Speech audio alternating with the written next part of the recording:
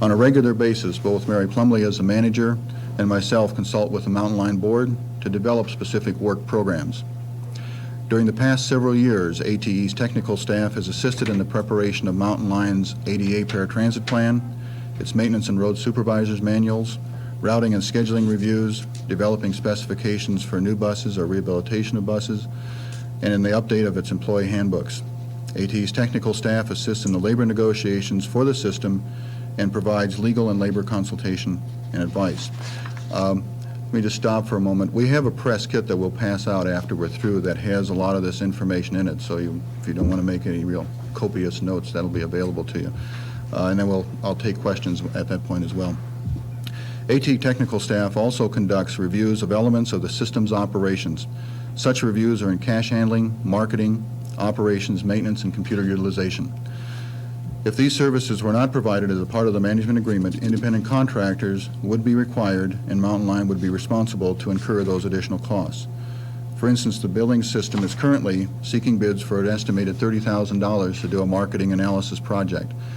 Such analysis is provided through our flat fixed fee annual management contract fee. Mountain Line has not required such independent services because they are part of that contract. ATE offers other services to Mountain Line.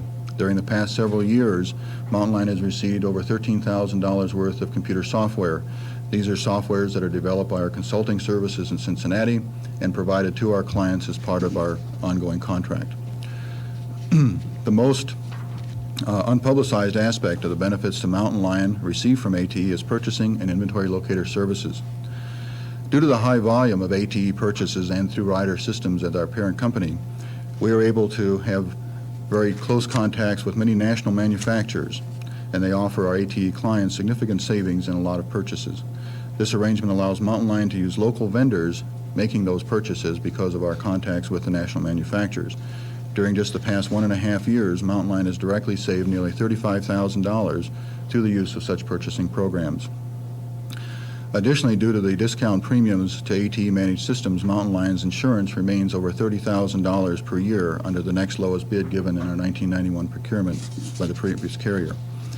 And let me say at this point that although these services are made available through ATE, there is ATE and Ryder do not do the direct sales. There's no money that comes to us or no profit that comes to us as a result of this. We merely make this available as another option to our clients. And if the price is right and it makes sense to buy from those, we do that. If the price is not, then you buy from wherever the best price is.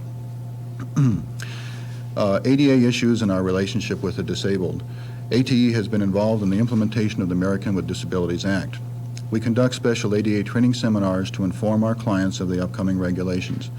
Mary has attended one of our seminars and incorporated what she's learned into the development of Mountain Line's paratransit plan. This plan was submitted to and approved by the Mountain Line Board and the Federal Transit Administration, which is a requirement for our funding that we get through FTA, that our paratransit plan be submitted and approved by them. The American Disabilities Act, which is a civil rights act, not a transportation act, sets forth the parameters of the equal access to transportation services. Transit systems are not required, for instance, to provide night or weekend service to disabled persons when such service is not provided to the general public in its fixed route systems. Mountain Line provides its paratransit services during the same hours as we provide our regular fixed route service and within the same service area. Mountain Line Board established a timetable for its implementation of the ADA. As do other transit providers, Mountain Line has until 1997 to be in full compliance with the paratransit provisions of the Act. Mary Plumbley and members of her staff have conducted several outreach efforts to gain public participation into Mountain Line's implementation of the ADA. This included hosting facilitated and non-facilitated public meetings and public hearings. Additionally, this organization was represented on the Specialized Transportation Committee. This committee was involved in the development of Mountain Line's ADA paratransit plan, which was subsequently approved again by the FTA. One local organization who represents persons with disabilities has voiced criticism of Mountain Line, its board, and our manager, Mary Plumbley. This organization has told the press that specialized transit service has been reduced during Ms. Plumbley's tenure. This is simply not the case. In fact, usage of the service has increased during her tenure. showing an increase in trips from 17,914 in 1989 to 20,348 trips in 1992. Even with this increase in passenger trips, Mountain Line averages over 100 available trips each month, which were not scheduled or utilized by the disabled community or disabled persons. As a normal function of a manager, Mary carefully monitored the provision of services for inconsistencies in performance and the level of quality being provided. Her review and evaluation into the specialized transportation services found a few areas of inconsistencies. These she reported to the board, and with board approval, undertook appropriate actions to eliminate the inconsistencies and the liabilities they presented to Mountain Line. One example that Mary found was a report that STS operators at one senior citizen establishment go through the halls, find the room identified by staff, ask the person in the room which one was a designated passenger, dress the passenger, assist the person from bed to a mobility device, and then boarded the person in the bus. This special service resulted in what should have been a 3 to 5 minute boarding taking well over 15 minutes. Many other inconsistencies were found, and all were addressed so as to improve the overall quality of the service and to protect Mountain Lion from unnecessary liability such special actions assumed. The situation I've just described is far beyond what we'd expect to do in a paratransit operation, because we are not trained to deal with those types of activities with paratransit or handicapped persons, and the aides of the people in those facilities should help them to the point where they are at the curb to board our vehicles. That was like one apparently bizarre isolated instance, and it actually happened when the STS services were being provided by an ambulance company. It wasn't Mountain Line that was doing it. Mountain Line had contracted those services out for a number of years and just recently taken them over again in the past 3 years or so, something like that, that they've actually started doing the services directly. So we've heard that example given by Mary Plumbley a number of times, and she's even admitted to us in meetings that it's a pretty outrageous example. As we are aware, the initial complaints voiced in July of last year from members of the Transportation Committee of Summit Independent Living Center included certain individuals not wanting to pay for the designated fare for the service, and other individuals who thought Mountain Line operators should assist them out of their homes and assist in dressing them prior to and after their trips. In addition, we would have specialized transportation trips scheduled, and then if a fixed route bus passed first, persons used the fixed route service as opposed to waiting for the STA bus. The average special transit trip costs 3 times the average fixed route trip. This is due to it being a demand responsive system, and it is the responsibility of the system to serve as many persons as possible. And by enforcing the provisions of its own plans and policies, this became possible. We have never requested anything along those lines. There were some individuals who have requested that when the drivers come to pick them up, that they would help them to put on their coat if it was cold out, if they were unable to put their coat on by themselves. We certainly never tried to represent that it was necessarily required by the ADA that they do that. We requested that, however, and when they put their paratransit plan together, they deemed that a reasonable accommodation and that they would indeed do that for people who requested it. So. And then we're hearing reports that, you know, they're doing things inconsistently. So, I mean, some people, they will help on with their coats, and some people they won't. And one person, they said they would help her put her coat on, but they waited until they made her go all the way from her apartment to the bus before they actually helped her put her coat on, and, you know, kind of weird things like that. So. The latest complaints by Summit have not been presented to Mountain Lion or its manager directly. However, as we understand the complaints as they were described in local publications, it appears that they stem from the lack of 24 hours a day service and the lack of total ADA accessibility fixed route service and 7-day-a-week service. These desires for expanded levels of service do not represent non-compliance with the Americans with Disabilities Act. As Mountain Line's fixed route buses are replaced, the ADA requires that they be ADA accessible. Mary and her staff have actively pursued and received local prioritization for available funding options to replace older fixed route buses at the earliest possible time.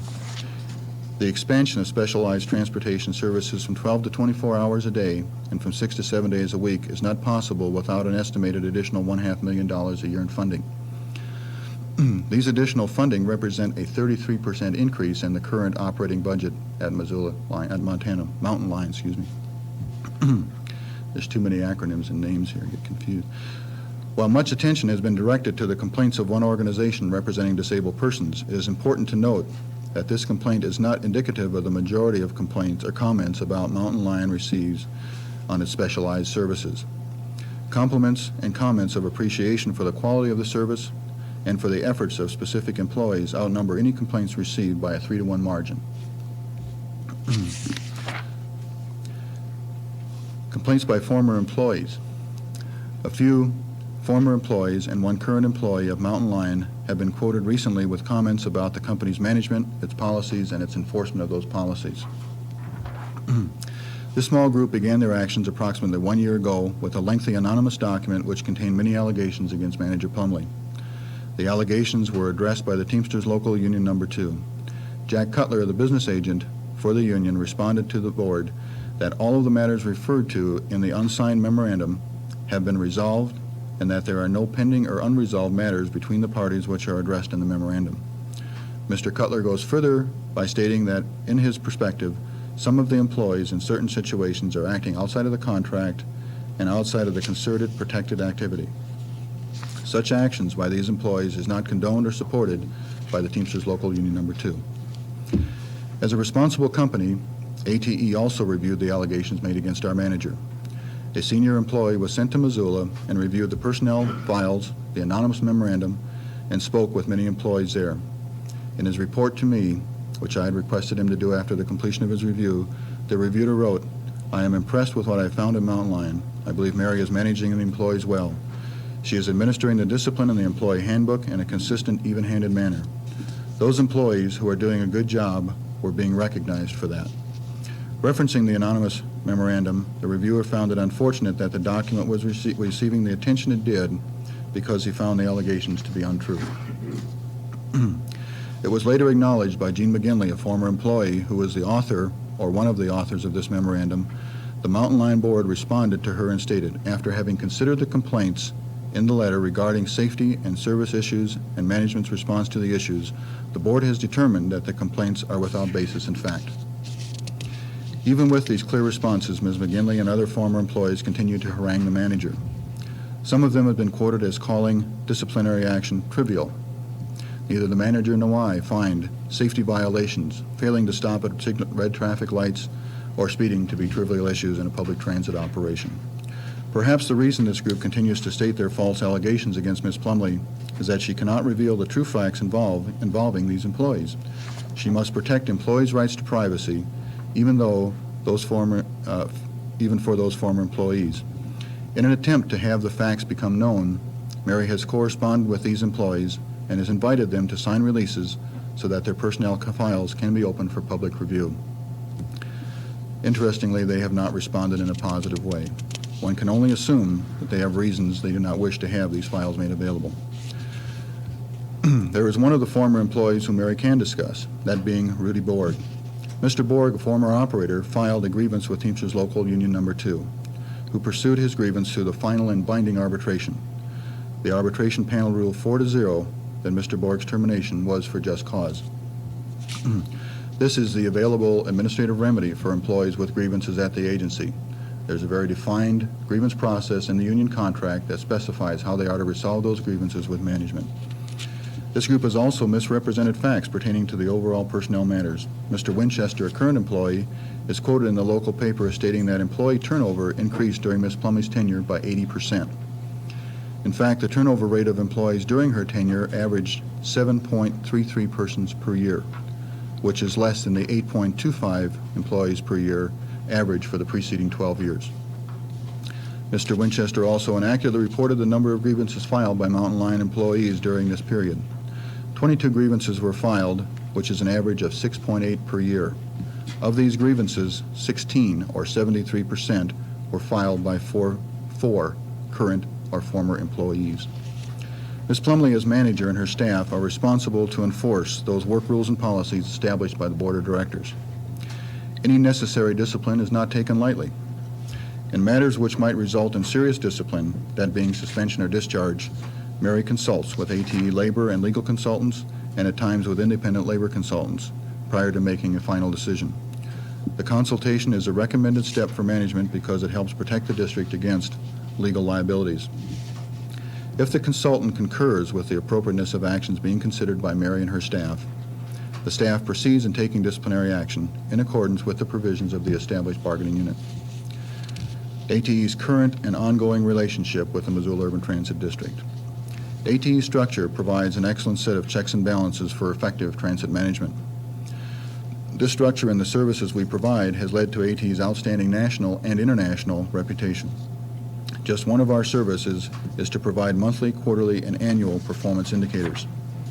Such indicators detail the amount of revenue received per passenger, number of passengers per mile an hour, total operating cost per passenger, number of miles between road calls. Systems who do not utilize these detailed performance indicators are left with a partial picture as to how their system is being managed. These details provide the Mountain Lion Board a clear picture of management's goals and progress for maximizing the efficiency and effectiveness of the system. The Performance Indicator Program measures 31 performance indicators.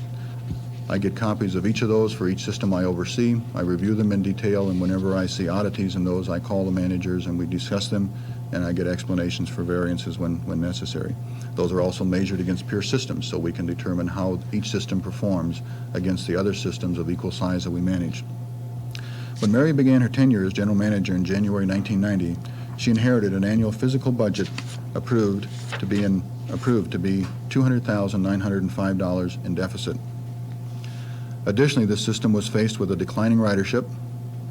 Mary immediately tackled these problems, informed both the board and Mountain Lion employees of the seriousness of these situations, and developed a plan to reverse the cycles. Under Mary's leadership, the entire Mountain Lion organization undertook a series of minor budget considerations, minor realignments of service on the streets, a 10-cent fare increase, and an aggressive effort to solicit business and organizational support for the services. Rather than laying off 7 employees, as was being considered by the board at the time, Mary's plan resulted in the retention of the entire workforce. 6 months later, the deficit was reduced from $200,905 to $43,006, and the budget for the next year was developed as a balanced budget. In fact, the 2 full fiscal years under Mary's direction have been balanced. I think it's significant to note that Mary's efforts retained 7 employees who were about to be laid off because of a lack of work, and not to take the attitude to just let those people go. And I think that addresses the warmness of Mary's heart and her concern for her fellow employees and what she does here. In fiscal year 1989, the year prior to Mary's tenure, operating expenses were $1,550,934. Actual expenses were $1,488,412. Fiscal year 1992's operating expenses 3 years later were $1,455,310, a substantial reduction from the budget and a smaller reduction from the actual expenses of 3 years earlier.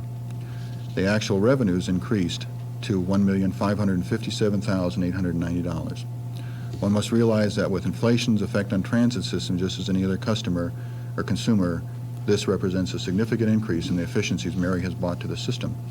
During this time, she has increased service, added new service, and realigned other services that were less productive. One must, for instance, the workman's compensation, and these are some of the issues that have shown some significant increases during Mary's tenure. Workers' compensation has rose 221%, diesel fuel 29%, labor and fringe benefits 7.3%. And I'd like to point out that the workers' compensation issue is one that I think is statewide with some changes in the state's fund, and not unlike what's been experienced in other states as well. Also during the same period, federal assistance was reduced. Mountain Lion's operating assistance from the federal government, from the federal level, declined $25,000. The financial indicators not only show that there is fiscal responsibility in place at Mountain Lion, they indicate that finances are well managed. Additionally, ridership for fiscal year 1989 was just over 442,000, compared to 516,000 for the fiscal year 1991 and 522,928 for fiscal year 1992, showing significant increases in riderships as attested to the realignments of services, the elimination of lesser production service, and the increase of more productive service. Mary and ATE management have been criticized by a small group of former employees, one current employee, for lowering morale. Just the opposite is true. The Employee Incentive and Awards program were expanded during Mary's tenure to offer additional individual and team awards. This summer, AT will assist Mary in renegotiating the bargaining agreement, and we will also continue to work with the board and develop annual marketing plans and management plans as well as long-term planning documents. This concludes my prepared remarks. We'll hand out a press packet, and I'll be glad to try to respond to any questions that you may have as a group, and call upon Mary or Lori if I need help in answering those. Yes?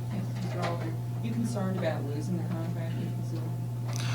We have, with the federal regulations the way they are, all contracts have to be bid every 5 years.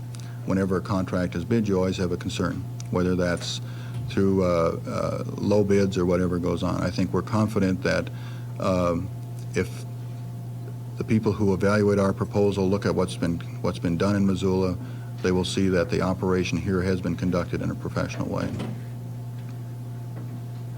As far as confident in doing it, if it's based on our ability to manage, I'm confident. If it's based on other factors, then it's anybody's guess. Such as? Well, for one thing, money. You know, there's when you compete in any business on a competitive procurement basis, if someone wants business in an area, they can undercut the price. If there is a situation where someone is put on an evaluation committee, there's political interests involved and so on, I mean, those things all play a role. And there's no way to judge us. We just have to hope that calm and realistic heads prevail in the process. You made your presentation, now what? As far as? Anything you've said, all the allegations that you've refuted, where do you go from here? I think where we go from here is we put this issue to rest, because what's been going on is a lot of negative allegations without a lot of substance behind them. And I think if the news media chooses to continue to promote that activity, we're working totally against the benefits of the community and totally against the benefits of the mountain lion. I've talked to Mary, and we'll talk to the board subsequently about some of the things I would like to see happen here and how we can move on and get away from where we are now and become more productive in what we do. You've mentioned more than once that you think the media has somehow promoted false allegations. Could you be specific? I'm not saying they're promoting false allegations. I'm saying that you're taking what is presented to you at face value and repeating that in the paper, and I don't think you've looked at the other side in a fair way. I've read a lot of articles, and I don't recall, maybe I've missed one, but I don't recall where you've actually gone over and did interviews of people other than those who have come to you to try to get the other side. What are some of the changes you'd like to see? I think I've discussed with Mary this morning, I think there's some work that needs to be done with the handicapped community, not just the Summit Group, but the handicapped community in its entirety. We have recently talked about, I have a scheduled visit back to this area next month. We'd like to look at getting the handicapped committee together with myself as an out-of-town representative from management side, and try to find someone in the handicapped community outside of this area that can come in, and we meet with the local people and begin to develop, we begin to spend our time on solving issues rather than promoting the past. Let's look to the future, and if we have some issues that need to be dealt with, let's sit down and deal with those. There's, I think, some misunderstandings, and whether that's our fault or the community's fault, I'm not sure at this point. But I think there are some things we can sit down and talk about and decide on how we want to best utilize. We get complaints, for instance, about busy telephone lines. And one of the things I find is someone can call in to our STS system and basically stay on the phone long enough to book up to 20 trips in some cases.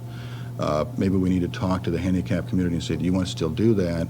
Or should we, and get a busy signal, or should we maybe cut that back and say we book a week at a time to try to get the phone empty so that we don't get busy signals? Maybe looking at additional phone lines, or looking at getting some volunteer help from some of the handicapped communities to come in and help us answer those phones during busier times of the day to help get more of those calls answered and get rid of some of the busy time we get. You know, there's a deadline to comply completely with ADA. Would you move that deadline up? Would that be one of the things you would look at, try to comply completely before it? I'd have to take a look at the financial side of that, because we obviously have constraints by the amount of financial assets we have available. The compliance as far as fixed route, I believe if we are successful in this grant that we're currently going after, that's been prioritized locally through some CMAX money, that will make our fixed route system fully accessible. Fully accessible, but not fully ADA accessible. Okay, which means they may have wheelchair lifts, but they may not have some of the other equipment, such as PA systems and so on. I think in the last few years, most of our capital money we've used to purchase equipment has been used to purchase equipment that's used in the paratransit operation as opposed to the larger fixed route type of buses. And those are all in compliance that we currently have on site.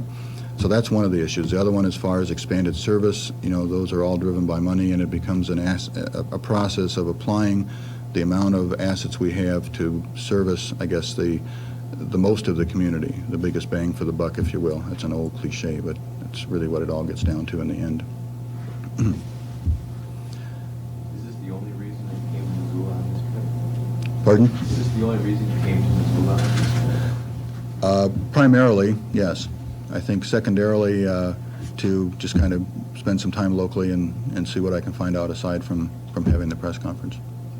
The question maybe is best able to answer, but how much would the ridership have gone up, if at all, without the University of Montana riders?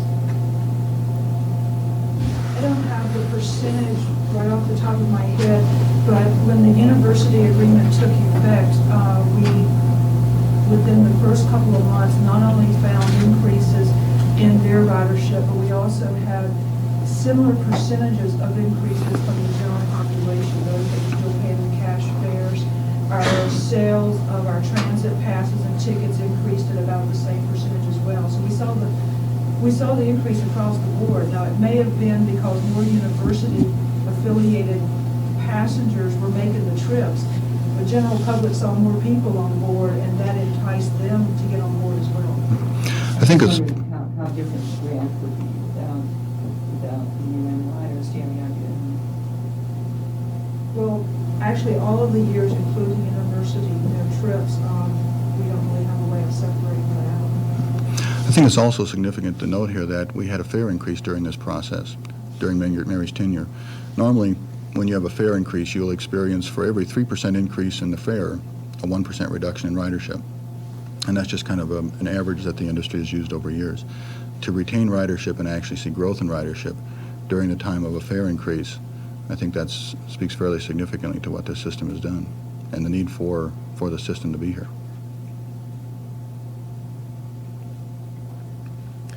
Any other questions? Thank you. Okay, thank you all very much for coming. Appreciate it.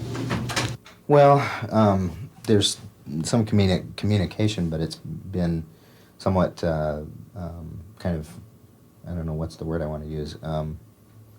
It's been somewhat untrue and sort of misrepresented. I heard, in fact, I've seen some of the statements that they issued, and they indicated that apparently they seem to feel we're asking for 24-hour-a-day service, which we've never requested anything of the sort, ever. I mean, for 3 or 4 years, our transportation committee's been requesting that they have more evening and weekend service, but we've never even named any specific hours that we wanted or anything along those lines, and we've never represented to them that we felt that it was their legal obligation to provide that. We've just simply been saying it's something that's needed by the community, and that it would be used if it were available. And so we've never really even sat down to have any formal negotiations with them about that subject, but we certainly never demanded 24-hour-a-day service ever. So there are some things like that that are going on that just aren't, that just are not true at all. So there are several real common sense things that we've requested. One thing, probably the most pressing thing right now, is access to the telephone line to schedule the rides. For some reason, they've undergone some kind of a change over there, and we're not really sure what it is. But ever since the first of the year, people, with the dial-a-ride services, call the office to make a reservation for a ride. And for some reason, since the first of the year, people have been getting almost all busy signals or getting hooked up with their answering machine, which sometimes they can get a message through on and sometimes they can't. So we don't really know what's going on, but the most obvious fix to that would be install another telephone line and have some more trained schedulers that would be available to answer the telephones so they can actually schedule people's rides as they come in.